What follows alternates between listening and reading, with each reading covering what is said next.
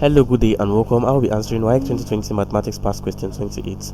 The dimensions of a rectangular base of a right pyramid are 9 cm, 5 cm if the volume of the pyramid is 105 cm. How high is the pyramid?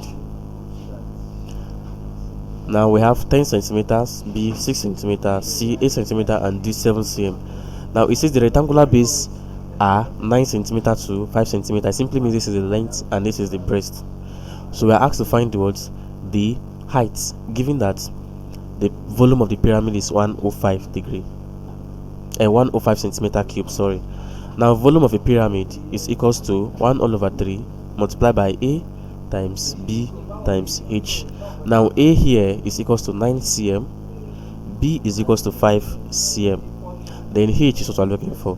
So that means 105 is equals to 1 all over 3 multiplied by 9 times 5 times H.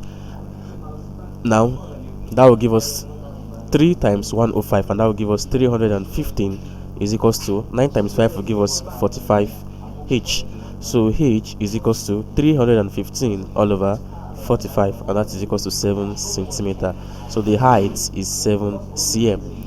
Thank you, and ensure to subscribe to this channel for more videos in past question.